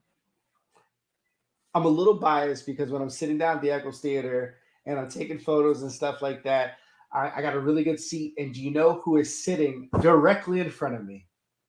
Miss Eyebrows. Emilia freaking Clarke. So I had like the greatest vantage point of like her silhouette and with this movie and stuff like that. So this rating is completely colored based off of where I sat when I watched it. And like honestly, while there's so many flaws, this movie does provoke a lot of questions that I wish it would have tried to answer more in the film. But like this was a great experience, one to be able to like have and then to be able to talk about. And it's not doing anything like destructive, right? And I think I love this film's potential. I do wish the tone was maybe leaning a bit more comedic. Like I wonder if it went full blown comedy as opposed to being like a dark comedy with like these hints of drama. For that, I'm actually going to give it a 3.5 stars because like while there's so much to be improved on, like it definitely didn't feel bad going in, you know, nor my vantage point of watching it. KB's face. I'm generous. I was just about to say, Kobe is generous with his time and his heart and his rating. So, like, you know what? I understand though. I'm not mad at it. She came into our theater or into our studio, and I was like taking pictures of her, and every picture, her eyebrows are just doing crazy things. I'm like, this is the. I love she it. is Honestly, the most infectiously. Live. Her laughter, it's everything. Just know that every Emilia Clarke movie from this point out, it will always get at least half a star because of the eyebrows. Because of the eyebrows. Like that could turn a 3-star movie into a 3.5-star movie. Easily. All right. So before we get out of here, if you had to recommend 3 films based on this 2023 Sundance experience, you know, what would they be? And if you had to say steer clear of one film, just don't do it, don't watch it, don't waste your time, what would that one be? And you know, I will say my top pick from last year was Coda. So, you know, thinking along those lines, you know, of just one of the best films. So I will start, you know, while you guys are pondering, I will say one of the films I definitely recommend people watch is Earth Mama. Earth Mama was heartbreaking. I mean, it's a very heavy subject matter. Much like Therese, I spend my Sundance watching a lot of heavy films. They are not documentaries. They are all fictional, but they're still heavy nonetheless. Earth Mama was one of those, but it was beautiful. It was well shot. It was vulnerable. Savannah Leaf, who, you know, is the filmmaker, did an exceptional job with this film. And so I would, you know, 30 out of 10 recommend Earth Mama. I would also recommend Rye Lane. Rye Lane was it. I mean, like, it is such a fresh romantic comedy. You know, David, I had the privilege of profiling David for Complex for his show Industry, which is also a fantastic show that I am wildly surprised with all the Warner Media shakeups. Still got renewed. So, I mean, well, we think, I mean, you know, anything is possible on any given day, but so far still renewed, which is a great decision. And so because that series is so heavy, and that's really the only thing that I'm familiar with him in, I went into Rye Lane like, is our boy about to be a comedian? You know, like, what's going to happen in this rom-com? And I just think that, like, you know, he is such a fresh lead in this particular film. So, like, Rye Lane, I might say 50 out of 10 recommend. It definitely, you know, it definitely ties for me. Rain Allen Miller, who directed it, shout out to you because you're amazing. And Vivian and David, again, their chemistry, they just were like homies. I don't know. It's like the best way I can put it. Like, there are 2 people who are strangers, but end up being homies, but end up being, you know, kind of lovers, but in the most chaotic of ways. And this journey that they go on is so grand and so wild, and also filled with X's. I mean, like, I was like, not y'all, meet and y'all going on a journey, just, knocking these X's left and right and closing those doors so you can open the window for new love, which happens unexpectedly. Obviously, that wasn't the intent. The intent was to, talk to these X's and see what happens, shake them down a little bit. No, I'm just joking. But it was a fantastic, fantastic romantic comedy for me. And then the next film that I'm going to recommend is actually Girl. Girl, also very heavy subject matter, but I think people could find it to be a masterclass on, how can I put this, tackling a difficult subject matter without having to show the trauma, but getting to understand the depths of your characters through the trauma and seeing how those experiences help them grow. And it's a beautiful story about, a woman and her daughter and the journey that they go on. And, the mother obviously has a very, very traumatic past that also involves the daughter and, kind of how she gets pregnant. And while we don't see that, which I actually appreciate very much that we don't, what we see out of that is how her mother is not really dealing with the trauma of it all, and how she it has become overly protective of Amma. And the mother's name is Grace, how she becomes overly protective of Amma because of, the things that happened to her in her childhood. And how Amma, though, continues to flourish, and how, I don't know, for me, it's a really beautiful story about how, like, kids often teach their parents so much more than they realize. And in this story, she really teaches her mother how to be bold, how to be brave, how to be free, because she is. And she's just kind of exploring life and growing up as a young woman, meeting new friends, and really adjusting to their new life in a new city. And, her mom definitely needs her. They definitely need each other, but her mom definitely needs her and her spirit and her life. So I would totally recommend all three of those films. They were fantastic. A film I would say, stay away from.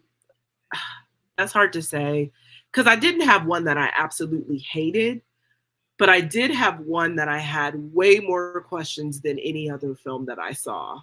And so I'm going to say that. I won't say stay away from it. I think it is a very expressive, unique type film. But I was so confused, and still am, and probably need to watch it again. All Dirt Roads Taste of Salt. There were so many questions.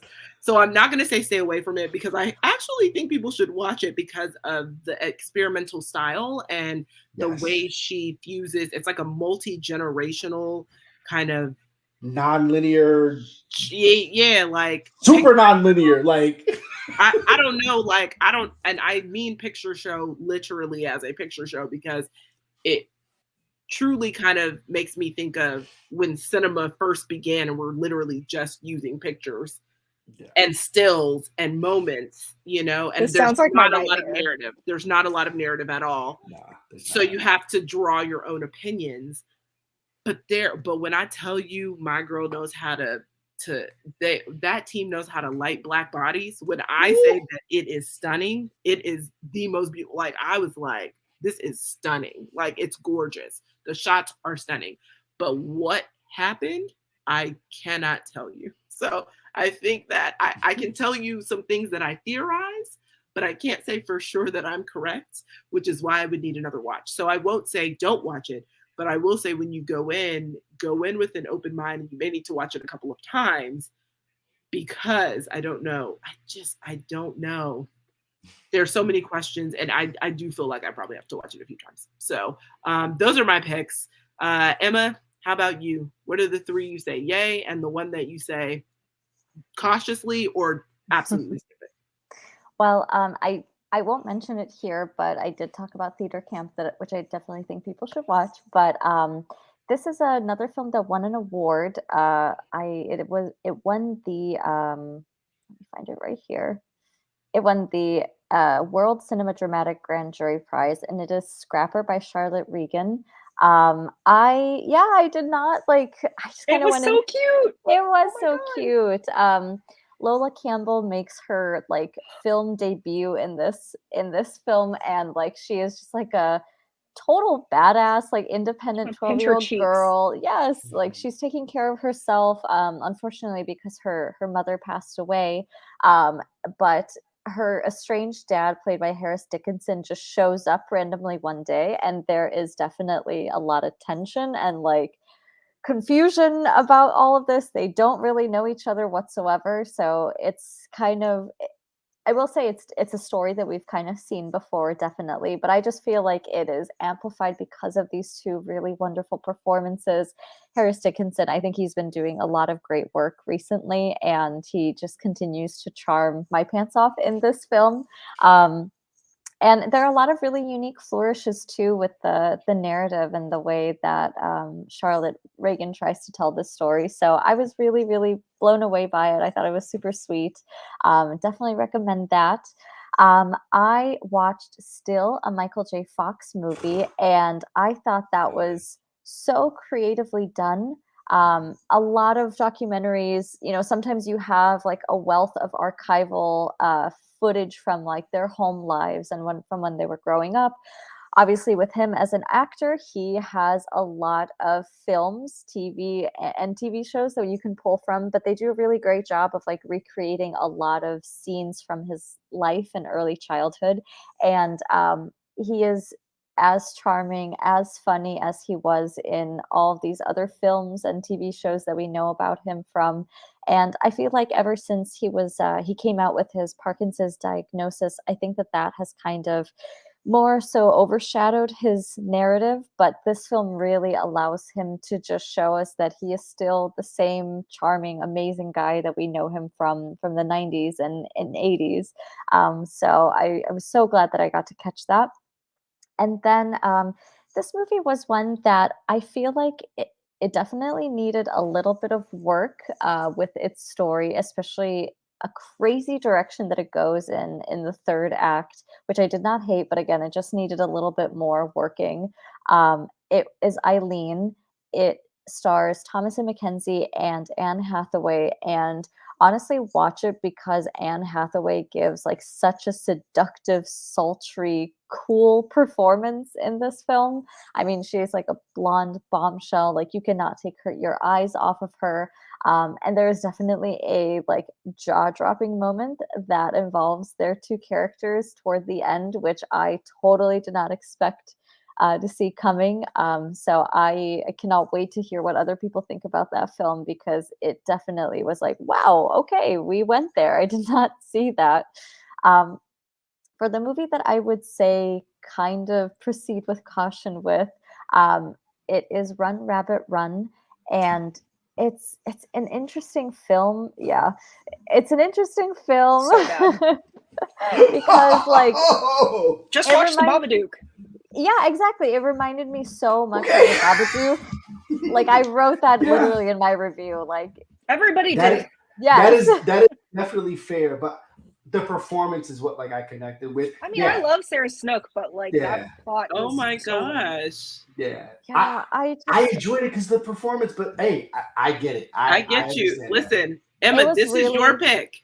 It was just, the pacing was really hard for me. Like I just felt like it kept trying to like draw out these moments and like especially draw out a lot of really key details that kind of would have been helpful earlier on, but like once you got to them, I was like, they're just not impactful to me like anymore. They just didn't hit as much as they could have. But I definitely think like the little girl is probably like the worst child that I've ever seen, and she gives a great performance for that worst child. So definitely kudos to the performances. I just wish that like the storytelling and pacing was way stronger here. Emma said that little girl's a terror, and she killed it. So good for her. That little girl is the symbol of like, I don't want children. Like I think I was watching that and I paused it and I looked over to like the person who was living with me and I was like, I hate children. And she's like, oh, you watching Run Rabbit Run? I was like, yeah. This child's obnoxious. So I need to add this to my list then. But I will say, Emma, you brought up Eileen, and did not see that happening. Truly, did not. I got to the end and was like, oh, needle drop, like shifting everything like 360 degrees. You're like, what? You want to talk about blindsided? Like, never knew that was coming. Never. I mean, well, let me say this. I could tell based on the conversation that she had with the son in prison, that's what happened. Like I could pick up Right. on those cues, but But- what happens after that? I mean, I was like, oh. It's based on And a short story too, I think. So I'm like, I need to read this story and I see what's going on. I don't hate the fact that it went in that direction. It just was so rushed and like not It was, executed as well as it could have been. Because I feel like everything is over within like 10 minutes, and I was like, wait, like I felt like we could have used like 10 more. And Well, then for that, you're right. You get that text on screen, I'm like, oh, this feels like an episodic. Oh, we need another 20 minutes to kind of like really go someplace. Definitely. I will say it definitely abruptly ended. Like Eileen definitely was like, and we're done. And I was like, cool. I was like, oh wait, is this movie over? Like, but I definitely and like it just disappeared. Like literally disappeared. I want people to see it for that moment and honestly fall in love with Anne Hathaway. I mean, she's a cool chick in this film. Like I fell in love with her right away. She is. All right, Kobe, what are your 3 to watch and your 1 to cautiously watch or don't watch or stay away from or run? Well, you kind of hinted, one of my favorites. Like I had 2 perfect scores at the festival, which is great because I had only 1 last year. So like that's why 2023 is slightly edging out 2022. Good Luck to You, Leo Grande is perfection. I effortlessly charmed by that film. It sucks that that Emma Thompson wasn't nominated for Academy Award. I feel like she should have been. But what I feel like is literally one of the greatest romantic comedies I have ever seen is Rye Lane. It is refreshing. It is particularly like told with this swagger and flavor that doesn't feel like a lot of other rom-coms, but it's sticking so much to what the formula is, and it earns everything.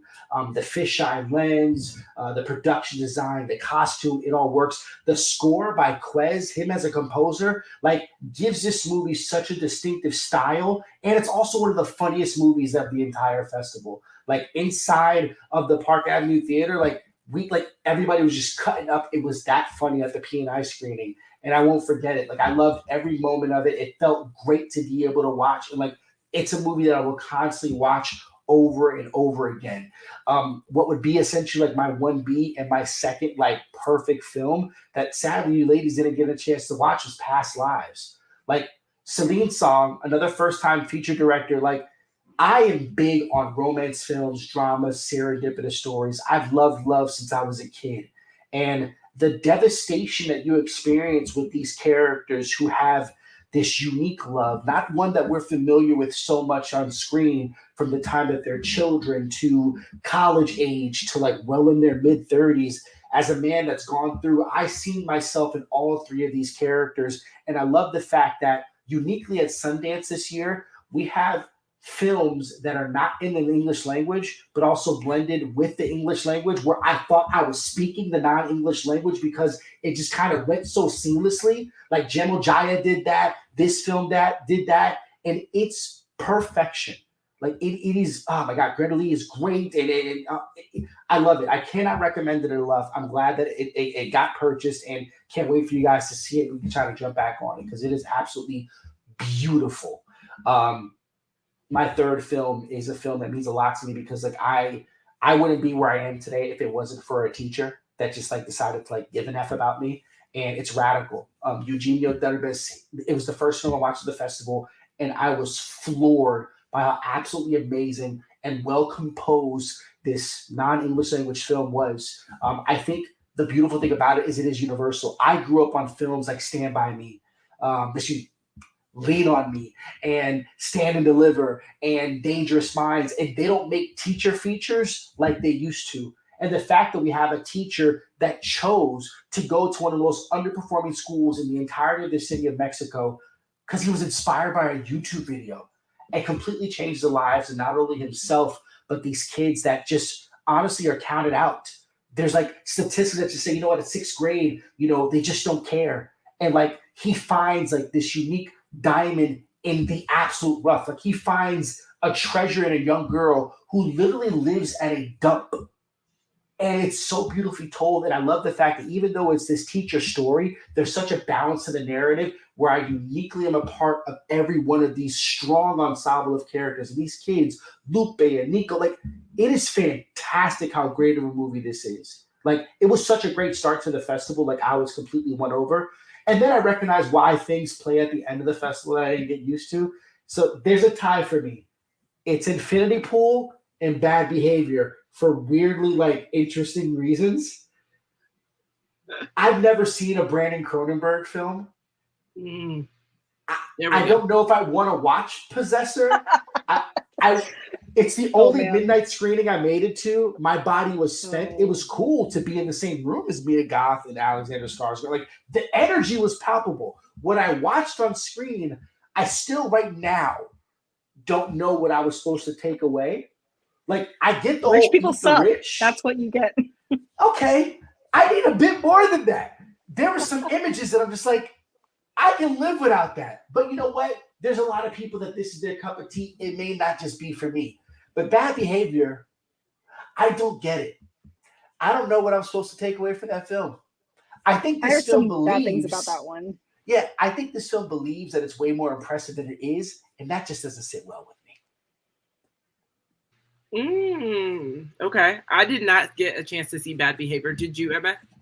No, I didn't. I was just it was on my list, but then I heard people saying it was not good, and so I was like, "Great, I don't have to watch a movie." Oh my god, that was my exact same. I had it on my list, and I was like, "You know what? To save time, everybody I've talked to has said it's not." I'm gonna write reviews instead. So it was on my list, but I didn't have time to see it. But you know what doesn't deter me when someone says it's bad? Most times I'm still like, I just want to check it out and see what happens. Oh, definitely. Well, if I had time, I would have watched it. Yeah, if there was more time.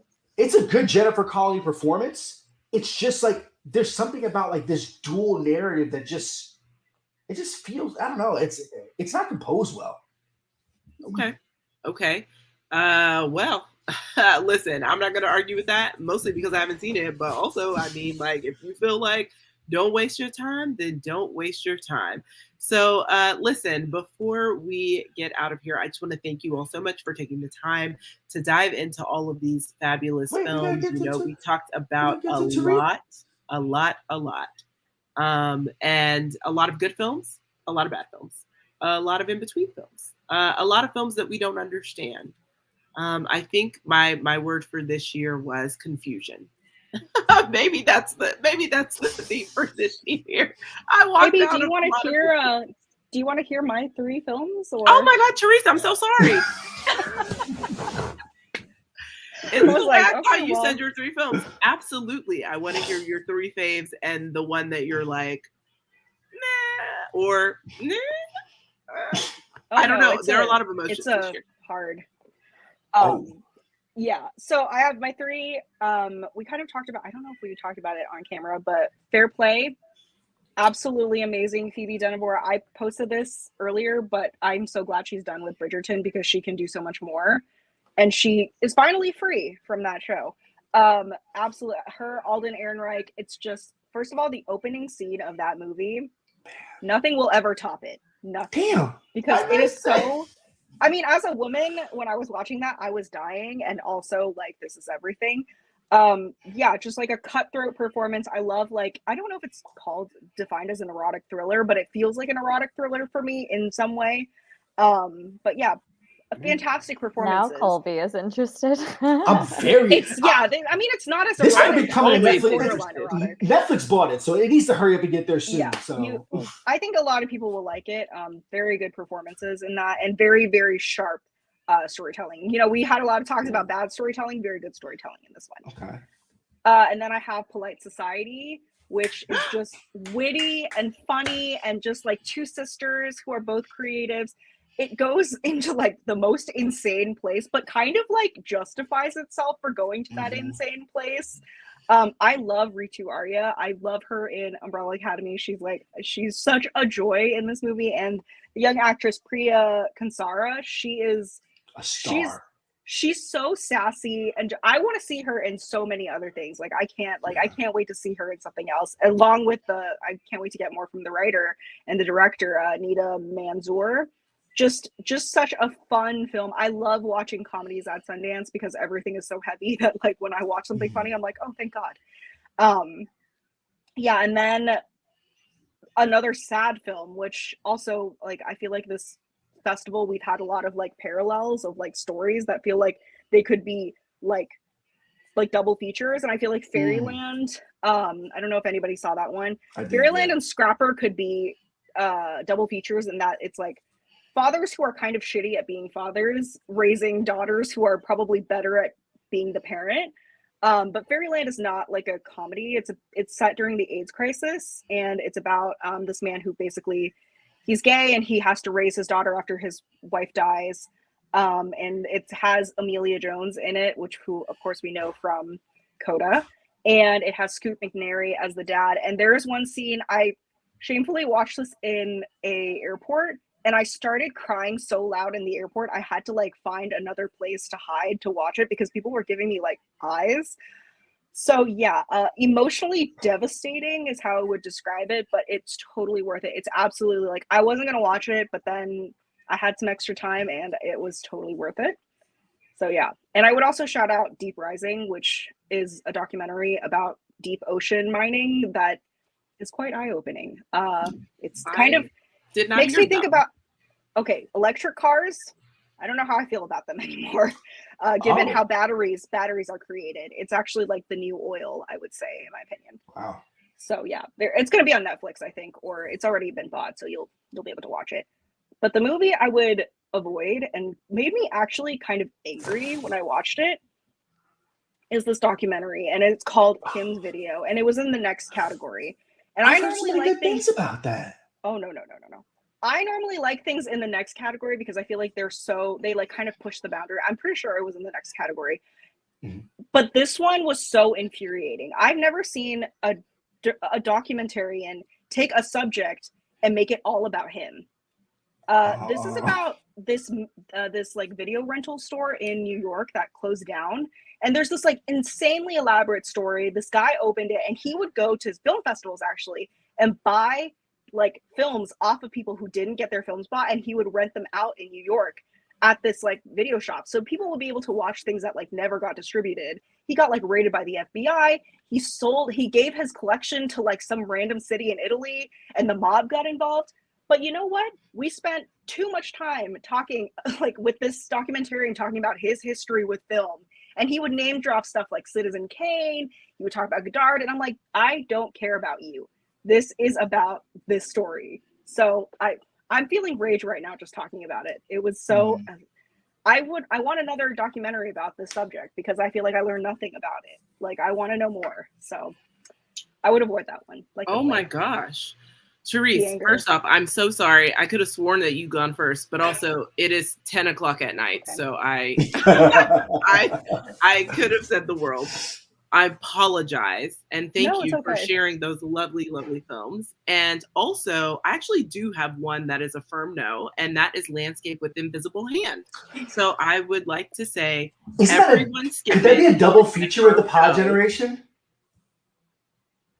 Could it be a double feature with the Pod Generation? It could. Oh, 100%. Right? It could. In like a weird way. But not a good one. Not a good double feature. Yeah. And that's mostly because Landscape with Invisible Hand. First off, those aliens, the way they looked, had me dying laughing. I just think that they looked really funny. So I laughed mostly at that. I heard something about the hands. Yes. Weird. But I will say the storyline was just so all over the place. So odd. I mean, I was like, the art plays a role, but you don't know what that role is until literally the very end. And then you're like, oh, okay. And even in the very end, you're like, now we did all that just to do nothing. Like the ending literally was just like, and here we are. Listen, I don't care how many great actors you have in a film. Sometimes if the writing does not work, it does not work. And it did not work with Landscape with Invisible Hand for me. I mean, I truly was like, what did I just watch? And I turned it off because this was one of the ones I watched virtually. I turned it off and I was like, yeah, I never want to see that again. I'm good. Like we don't even have to do that. Like this weird human alien marriage of convenience, the weird voice that happens when the aliens need to talk, the way the spaceships and honestly, the way this Black family is exploited because the son is so kind and like, oh, here's, a family that just needs a place to stay. And then all of a A sudden, very problematic family at that. very. And then all of a sudden, here comes this, the son is very racist also in this family. Yeah. And I was just like, no, we doing this. And then all of a sudden it's like, let's pretend to like him so we can make money on the internet. Like the whole thing was like, what is happening? So that's it's a firm no for me. Yeah. So guys, again, thank you so much. I said that prematurely because I missed Teresa's pick, so I apologize. This is what happens when you go live. But thank you for taking the time after work, after busy Fridays, to just sit down and do a full deep dive on Sundance 2023. We made it, y'all, 2 weeks after. Unfortunately, my mind is so jumbled. I thought it was last week. It clearly was not. And so, or maybe it was because we were still watching things virtually up until last week. So maybe that's why I was still watching things until, the very last day. So just thanks so much for joining. And so before we leave, I want everyone to plug their things, all of the things, your reviews, your interviews, plug yourself, talk about yourself. This is an opportunity for people who, may be new to the channel to join, subscribe, read your content, give you likes, all of the things. So, I'll start with you, Kobe. You have the... Yes, this has been fantastic. Thank you once again. Can't wait to be back on the channel. I am a proud Hollywood Critics Association member. You can follow your boy on all the socials at Colby Told Me. That's KOLBYTOLDME on Twitter and IG. When I'm in the mood to write, which I must do a lot of for my Sundance coverage, you can check out my full written reviews at Minorities Report. That's mreportpod.com. Our podcast, Minorities Report, available wherever you get your podcasts as well. And follow us on the socials at mreportpod2. And when they ask you where you heard it from, you can tell them Colby told me. Awesome. All right, Therese, you're up next. Okay. Hi guys. I'm Therese, and I am also a very proud member of Hollywood Critics Association. If you want to find my stuff, I wrote primarily this season, this year at Collider, and those are my reviews. You can find it at collider.com. You can find me on Twitter at Vampire, BAMFPIRE, or just search my name. You'll find my name out there. And yeah, you can find my other work at The Beat, Comics Beat, or at Nerdophiles. Whoop, whoop. All right, Emma, you're up next. First, thank you for having me. I'm so glad that we got to chat a little bit about Sundance with all of you. I am also a very proud Hollywood Critics Association member. You can find me on Twitter at Emma_Sasic, on Instagram and Letterboxd at Emma Sasic. You can find my reviews at Next Best Picture. I do podcasts as well on them. You can find some of my things on The Desert Sun whenever I get to do some entertainment stories. And then other websites like Awards Watch, Mama's Geeky, Oscar Central, and whatever else comes our way. Whoop, whoop. Listen, you guys are booked and busy. And, last, I'm KB. You can first check out my iHeart podcast, season 1 of my show On Call with KB, where we dive into the science behind the scenes of your favorite medical TV shows. That's right, talking about the medical and scientific accuracy of shows. And season 1 is all about Grey's Anatomy. And I am planning for season 2 right now. And I can tell you that it will be a different show. And that's all I can say. So, just check out season 1. All episodes of season 1 are available now on iHeart and, of course, anywhere that you listen to your podcast. You can see my interviews on Nerdophiles and The Beat at Comics Beat, because that's where I'm mostly doing all of the talent interviews for all of this crazy content every single week. And then, occasionally I write some things. So you can check out some things that I write on Complex. I have some things from the past from Pay or Wait, Nerdist, Shadow and Act. So a bunch of different websites. But yeah, you can mostly catch me on the YouTube space, posting, moderating, giving content. And if you're feeling lucky, you can watch while season even know what season is it. Season 4 right now? I guess season 4 of The Boys right now is shooting. So if you have watched season 3 and you are looking for an after show, then you can catch me co-hosting and producing the official, Amazon Prime YouTube channel Boys After Show there as well. And so, per usual, thank you for watching. Listen, the Hollywood Critics Association is so lovely. We are all so grateful to be a part of this organization. And please do not forget to subscribe to the Hollywood Critics Association official YouTube channel. I'm getting tongue-tied because it's time for me to go to sleep. But subscribe now so you don't miss any new episodes of all of our fabulous shows that are hosted on this dynamic channel with some of the best critics in the game.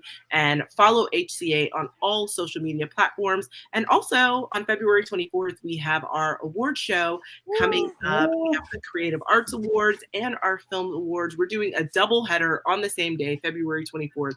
So you definitely want to stay tuned for more information about where to watch. I am almost 100% positive we are streaming live. And if we do not, then that is my fault. But I'm almost positive we're streaming live like we did last year. It's always a good time. Check us out to see who wins. And we're all going to be in attendance for the shows. So just thank you for watching this edition of HCA Presents the Festival Circuit. Bye. Bye.